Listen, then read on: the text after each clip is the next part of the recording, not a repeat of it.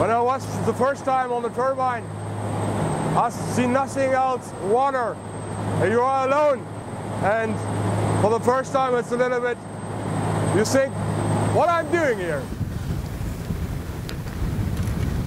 This offshore wind, with all this investment, is a kind of Germany's moon landing.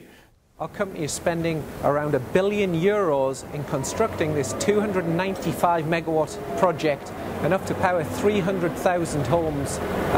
So yeah, it's a big revolution in Europe right now.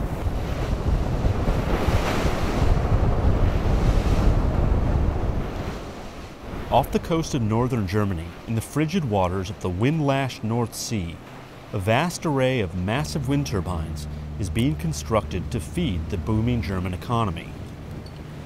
These machines are huge, and they are, 100 meters hub height, and the tip height, that means up to the blade tip, is 150 up to 200 meters. This is big. Well, offshore is actually part of the so-called German Energiewende, the energy change into renewables. And the German politics decided a couple of years ago to really go full force into offshore. And so since then, 10, 11 projects emerged in the German Bay. They are all sort of in different stages and about to be completed now within the next couple of months to actually produce energy to support this Energiewende. The Energiewende, or energy transition, is arguably the most ambitious national effort to combat global warming on the planet. It involves not just offshore wind, but also onshore wind, as well as solar, biogas, and other renewable sources. While it is still in its early stages, the German energy transformation has made impressive advances. In the first quarter of 2014, renewable energy sources contributed 27% of the country's electricity demand, more than double the U.S. number. This figure is expected to grow as the wind farms being installed here go online this year. It's really a massive deal. Other wind farms have been built, but the specialty in Germany is really the water depths. In Denmark and UK you have offshore wind farms up to a water depth of 10 meters, and here in the German North Sea you have a water depth of 25, 26 meters, and this was really the challenge to build a wind farm with that kind of water depth, because you have much harsher environment like wind and waves. This massive effort is transforming not just the German energy sector, but also many aspects of German life. Es heißt nur noch Offshore, Offshore. Ob das alles für unsere Insel gut ist, weiß ich nicht. Glaube ich nicht. Here on the small island of Helgoland, 29 miles off the coast, the offshore wind industry has virtually taken over this popular vacation spot. The offshore wind industry, it's really our base harbor for maintenance and construction of this wind farm. We are at the moment here with between 150 to 200 people on that island to assemble this wind farm. That has been a massive change on the island. We built a big facility here, a storage area. We rented here a hotel with 49 hotel rooms, in total about 80 beds for the next 10 years.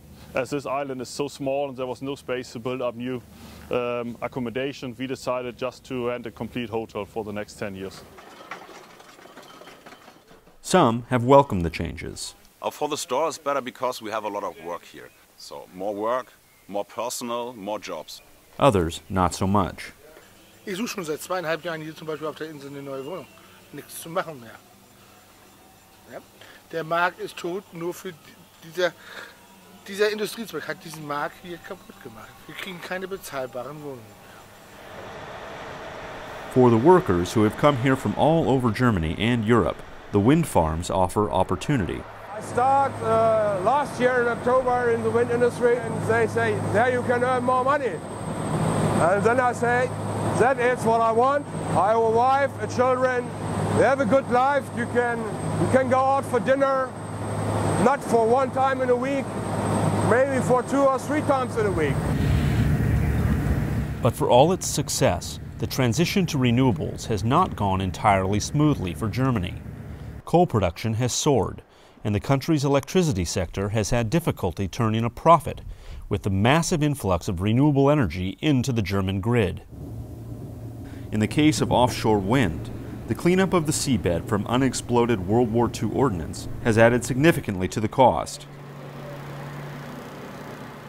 and construction of the on-land grid connection where the wind farms will send their energy was delayed, leaving hundreds of tons of unassembled turbines to idle on the docks in the port of Bremerhaven. Despite the setbacks, when these wind turbines are finally running, they will together produce enough electricity to power hundreds of thousands of homes. It's all of them. It's hard, sometimes it's hard, sometimes it's easy, a little bit adventure, a little bit freedom, everything of all them what you want is here, you can have.